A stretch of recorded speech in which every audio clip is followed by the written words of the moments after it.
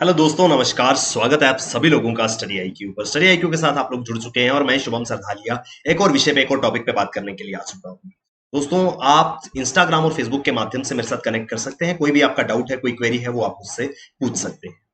जिस विषय पे हम बात करने वाले हैं उस विषय का संबंध जो है वो असम राज्य से है। असम राज्य की चांदडुबी लेक। तो चांदडुबी लेक के विषय में हम लोग बात करने वाले हैं। असम के एक जिले में चांदडुबी लेक जो है वो मौजूद है। यहाँ पर आसपास के इलाकों में अवैध खनन के कारण, रेत के अवैध खनन के कारण इस चांदडुबी झील के अस्तित्व पर जो है वो एक बड़ा खतरा मंडरा रहा है। इस विषय पे हम लोग जो है वो बात करेंगे। दोस्तों, असम राज्य के अंदर अगर आप स्टेट एग्जाम्स की तैयारी कर रहे हैं तो आपके लिए स्टडी आईक्यू के बेहतरीन कोर्सेज अवेलेबल है। ये कोर्सेज आपको मदद करेंगे अपनी प्रेपरेशन को बहुत बेहतर बनाने में। तो जरूर इन कोर्सेज में एनरोल करें और अपनी प्रेपरेशन को बेहतर करें। ये आर्टिकल कहता है illegal sand mining a big threat to shrinking Chandubi lake. Chandubi झील के लिए अवैध रेत का जो खनन है एक बहुत बड़ा खतरा बना हुआ है। इस विषय पे हम बात करेंगे। तो चांदडुबी लेक जो है वो एक प्राकृतिक लेक है जो कामरूप जिले में मौजूद है। असम के कामरूप जिले में, जो कि गुवाहाटी से 64 किलोमीटर की दूरी पर है। तो 64 किलोमीटर की दूरी पर गुवाहाटी से कामरूप जिले में ये चांदडुबी लेक जो है वो मौजूद है। This lake is located on the foot of Gharo hills surrounded by Assam and Meghalaya. दोनों ओर से, एक और असम और दूसरी ओर से मेघालय, घारो हिल्स के तलहटी पर मौजूद है ये चांदडुबी लेक। और ये जो इलाका जो है ये घने जंगलों से और छोटे छोटे गांव से जो है वो भरा हुआ है। काफी खूबसूरत यहाँ पर जो है वो प्राकृतिक दृश्य देखने को मिलते हैं। आसपास घने जंगल हैं, घारों की पहाड़ियां हैं, छोटे छोटे गांव यहाँ पर बसे हुए हैं। अगर मैप पर हम देखने की कोशिश करें तो ये देखिए इस तरीके से ये जो है ये दिख रहा है कामरूप जिला। ये मेघालय के बिल्कुल साथ में मौजूद है कामरूप जिला। यहाँ पर करीब, यहाँ से गुवाहाटी जो है वो करीब 60-62 किलोमीटर की दूरी पर स्थित है। ये है कामरूप जिला जहां पर ये चांदडुबी झील मौजूद है। इसको अगर हम विस्तार से देखें, ये है कामरूप जिला और ये है चांदडुबी लेक। ठीक है जी। तो चांदडुबी लेक जो है इसके विषय पे हम लोग बात कर रहे हैं। ये चांदडुबी लेक जो है निरंतर इस पे खतरा बना हुआ है कि ये झील सूखती चली जा रही है। और उसके पीछे कारण क्या है? उसके पीछे जो बड़ा कारण है वो है चांदडुबी के आसपास के इलाकों में अवैध रेत का जो खनन हो रहा है वो इसके लिए रिस्पॉन्सिबल है। तो चांदडुबी झील जो है वो जो lake formed by an earthquake इन 1897, 1897 में एक भूकंप के परिणाम स्वरूप बड़ा हिस्सा जो है वो असम मेघालय बॉर्डर का धस गया था जमीन में, जिसके परिणाम स्वरूप ये झील जो है वो बनी थी। तो जमीन का एक हिस्सा जो है वो धस गया था, उसके धसने से और बाद में उसमें पानी भरने से ये चांदडुबी झील जो है वो बनी है। Located on the foothills of Garo hills, the lake is a biodiversity hotspot surrounded by forest area and Kulsi river flowing in the close vicinity.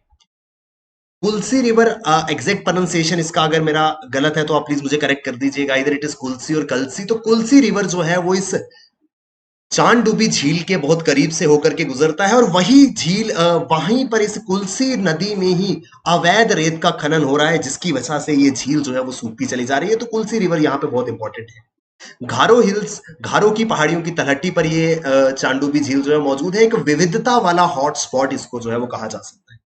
Issue क्या है? ये देखिए, ये आप देख पा रहे हैं, ये पूरी की पूरी है चांदडुबी झील। ये है कुल्सी नदी। इस चांदडुबी झील तक और कुल्सी नदी के बीच में एक छोटा सा नाला जैसा, एक नदी जैसा जो है वो बहता है, जो इन दोनों को कनेक्ट करता है। इन दोनों वाटर बॉडीज को कनेक्ट करता है, कनेक्टिंग चैनल। इसके विषय में हम बात करेंगे क्योंकि इसका बहुत बड़ा योगदान है, इसका बहुत बड़ा रोल है, जिस वजह से ये चांदडुबी झील जो है वो सूख रही है। एक्चुअल में यहां पर इस रिवर बेड पे अवैध खनन हो रहा है, जिसका इंपैक्ट यहां पे पड़ रहा है। वो क्यों पड़ रहा है वो मैं अभी आपको आगे बताऊंगा। कुल्सी नदी के बारे में बात करते हैं। कुल्सी जो है वो सर्दर्न ट्राइब्यूटरी है ब्रह्मपुत्रा की। तो ब्रह्मपुत्रा की एक दक्षिणी सहायक नदी है। चांदडुबी लेक के पास में ये मौजूद है। और चांदडुबी लेक और कुल्सी नदी के बीच में एक कनेक्टिंग वाटर चैनल है, जिसको स्थानीय भाषा में लोकियादार के नाम से जाना जाता है। लोकियादार उसको जो कहा जाता है, ये जो कनेक्टिंग चैनल है इसको जो है वो लोकल लैंग्वेज में लोकियादार के नाम से जाना जाता है। ये चांदडुबी और कुल्सी नदी को आपस में जोड़ता है। दिस लोकियादार makes it a perfect habitat for the world famous Gangetic river dolphins. तो गंगा नदी वाली डॉल्फिन्स जो है वो यहां पर पाई जाती हैं। ये जो 2.5 किलोमीटर लंबा लोकियादार चैनल है, ये क्या करता है? एक तो ये माइग्रेटरी चैनल बन जाता है मछलियों के लिए। क्या होता है, यहां से ये झील से जो मछलियां हैं वो कभी इस चैनल के माध्यम से कुल्सी नदी में चली जाती हैं, कई बार वहां से माइग्रेट करके प्रवास करके यहां पर आ जाती हैं। तो एक माइग्रेटरी चैनल जो है ये बन जाता है, और साथ ही ये झील में वाटर लेवल को बरकरार बनाए रखने में मदद करता है। यानी कि जब भी कभी झील में जल स्तर कम होता है तो कुल्सी नदी से पानी जो है वो झील में आ जाता है। The dolphins often frequently visit the confluence of Lokia Dar and Kulsi River, known as Lokai Mukh, to feed on the migratory fishes. यहां पर जो गैंगेटिक रिवर डॉल्फिन्स है ये वो बहुत बार इस लोकियादार और चांडुबी झील के कॉन्फ्लुएंस जहां पर ये मिलते हैं वहां पर पहुंचती हैं, और वहां पे क्योंकि अलग अलग प्रजातियों की माइग्रेटरी फिशेस वहां पे मिलती हैं तो उन पे फीड करने के लिए उनको खाने के लिए डॉल्फिन्स जो है, गैंगेटिक डॉल्फिन्स जो है वो यहां पर पहुंचती है। लेकिन प्रॉब्लम क्या है, प्रॉब्लम आ रही है कि ये झील जो है वो सूखती जा रही है। इसके पीछे कारण है इलीगल सैंड माइनिंग, अवैध रेत का खनन। तो क्या है, चांडुबी झील जो है मैंने आपको बताया था गुवाहाटी के बहुत करीब है, तो उससे एक फायदा क्या है कि वहां से टूरिज्म जो है वो काफी ज्यादा बढ़ रहा है। गुवाहाटी क्योंकि एक जो है नियरेस्ट सिटी है, गुवाहाटी से बड़ी मात्रा में पर्यटन टूरिज्म जो है, टूरिस्ट जो है वो चांडुबी झील पे आते हैं पिकनिक आदि मनाने के लिए। तो ये एक फायदा है, लेकिन इसके नुकसान भी हैं, क्योंकि ये चांडुबी जो है ये इलाका गुवाहाटी के पास है। गुवाहाटी में जो रैपिड अर्बनाइजेशन हो रहा है, जो तेजी से शहरीकरण हो रहा है, उसका नुकसान जो है इस इलाके की बायोडाइवर्सिटी पे पड़ रहा है। अब क्योंकि अगर गुवाहाटी में किसी प्रकार का शहरीकरण होगा तो जितना भी कंस्ट्रक्शन मटेरियल है उसके लिए रुख जो है वो आसपास के इलाके का किया जाता है, और यही कारण है कि रैपिड अर्बनाइजेशन और कंस्ट्रक्शन के लिए जो सैंड है, जो रेत की जरूरत है, वो रेत की जरूरत पूरी करने के लिए कुल्सी नदी का रुख किया जाता है। कुल्सी नदी से भारी मात्रा में रेत जो है वो ले जाई जा रही है गुवाहाटी जैसे क्षेत्रों में जहां पर शहरीकरण हो रहा है, जहां पे कंस्ट्रक्शन जो है वो चल रही है। एक समय ऐसा था कि ये जो सैंड माइनिंग है ये चलाई गई थी एक रोजगार के रूप में, कि यहाँ के लोग जो बेरोजगार हैं उनको एक रोजगार दिया जाए, कि छोटे छोटे इंटरप्राइजेस लगाए गए थे ताकि जो वहां के स्थानीय युवा हैं वो किसी प्रकार के रोजगार में जो है वो लग सके। तो इस वजह से उनको रोजगार देने के लिए सैंड माइनिंग का कार्य जो है वो शुरू किया गया था, कि अच्छा तुम्हारे पास कोई रोजगार नहीं है, तुम कुल्सी नदी से रेत का खनन करके ला सकते हो और उसको बेच सकते हो, इससे तुम्हें रोजगार जो है वो मिल पाएगा। मगर आज ये छोटा सा रोजगार जो है वो एक बड़ा पूरा का पूरा जिसको हम कहते हैं एक नेटवर्क बन चुका है, जिसमें हजारों ही गैर कानूनी रूप में कुछ ऑपरेशंस चल रहे हैं, जिन्होंने कुल्सी नदी के अंदर से रेत जो है उसका खनन इतना ज्यादा कर दिया है कि कुल्सी नदी खुद जो है वो खतरे में आ गई।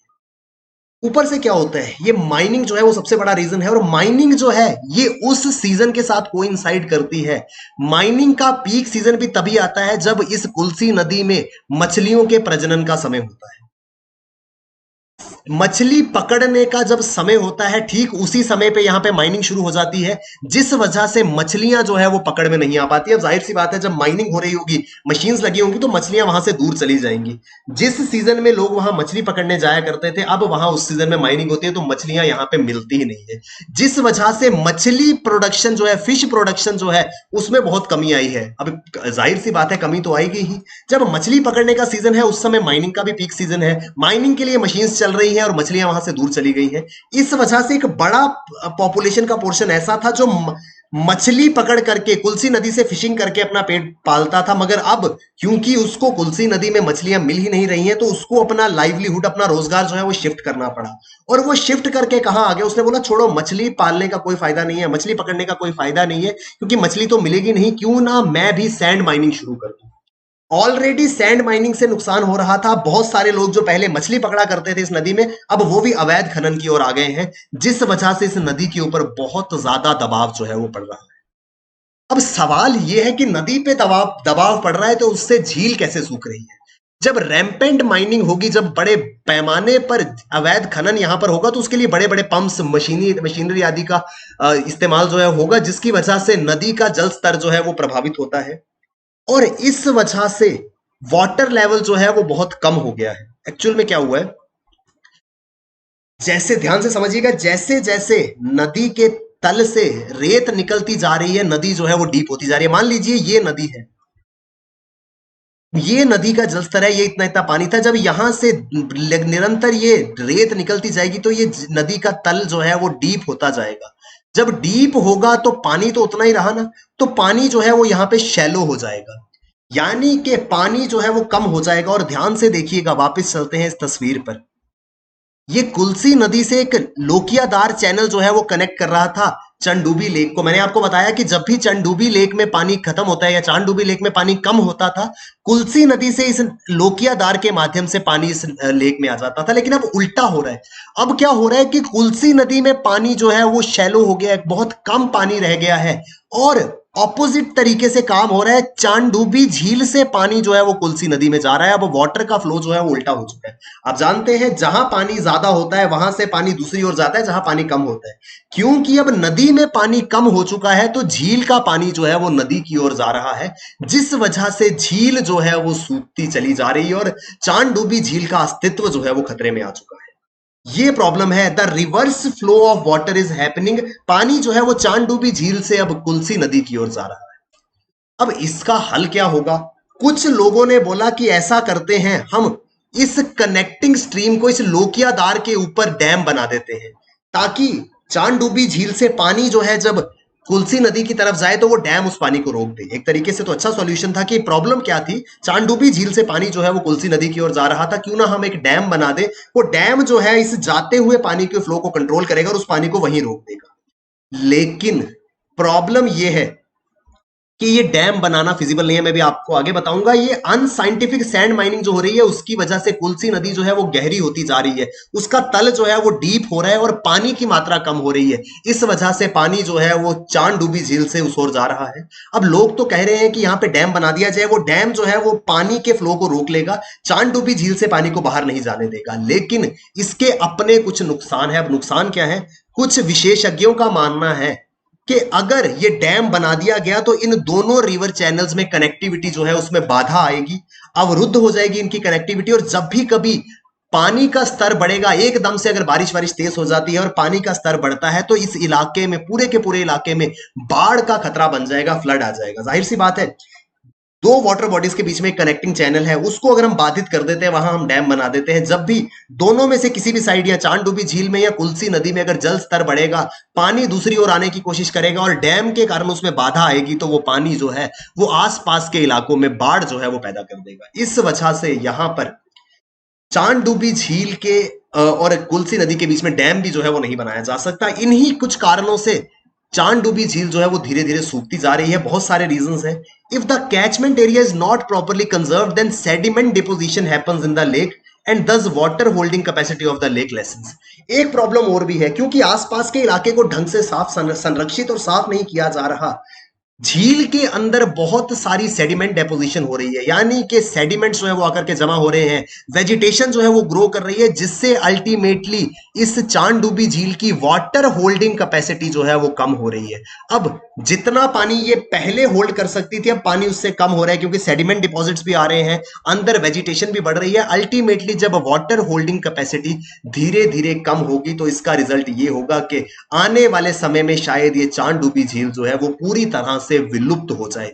ऐसा होगा तो पर्यावरण के लिए काफी ज्यादा नुकसान होगा, क्योंकि वाटर बॉडीज बहुत ज्यादा इंपॉर्टेंट है। तो ये एक पूरा का पूरा न्यूज आर्टिकल है जिसमें मैंने आपको समझाने की कोशिश करी है कि क्या वजह है ये चांडूबी झील जो है ये धीरे धीरे विलुप्त होती जा रही है। एक बड़ा रीजन क्या है? Growth of aquatic plants and weed.